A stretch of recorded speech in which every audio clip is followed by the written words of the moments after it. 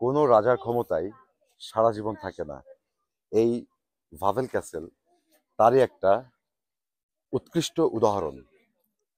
যেই রাজা টানা 200 বছর, মানে এই রাজপরিবার টানা 200 বছর এই সমগ্র পোল্যান্ড, লিথুয়েনিয়া, লাটিভিয়া এরা কিন্তু একই দেশের অন্তর্গত ছিল। এদেরকে পরিচালনা করেছে এই ক্র্যাকোভের ভাভেল ক্যাসেল থেকে। তাদের আজকে অস্তিত্ব বিলীন, তাদের বংশের কেউ বেঁচে নেই। তো অত্যন্ত সুন্দর দৃশ্য দেখা যায় এই ভাভেল ক্যাসেল থেকে। ক্যাসেলের ঠিক অপোজিটেই ক্র্যাকোভের সবচেয়ে বড় পাহাড়, এটাও ক্যাসেলের থেকে দেখতে পাবেন। আর এই যে হচ্ছে ক্যাসেলের দক্ষিণ দিকটা, যে দিকটাতে আমি এখন আপনাদেরকে নিয়ে যাচ্ছি, এবং আমি ওই সামনে থেকে আরো ভিডিও করার চেষ্টা করব।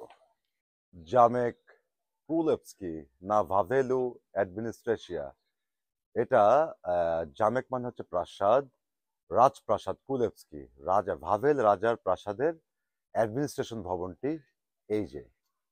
এই দরজাটি যদিও নতুন লাগানো হয়েছে, বাট এটাই ছিল সেই শুরু থেকে পর্যন্ত অ্যাডমিনিস্ট্রেশন ভবন। তবে এই ভাভেল রাজার প্রাসাদ এটা কিন্তু পোল্যান্ডের সবচেয়ে বড় প্রাসাদ না। পোল্যান্ডের এর থেকেও অনেক বড় প্রাসাদ আছে। তো যে প্রাসাদটা আমিও দেখিনি, নামও বলবো না, এটা আপনাদের জন্য সাসপেন্স। খুব শিগগিরই আমি সেই শহরে ভিজিট করতে যাব এবং আপনাদেরকে দেখাবো পোল্যান্ডের সবচেয়ে বড় রাজপ্রাসাদ।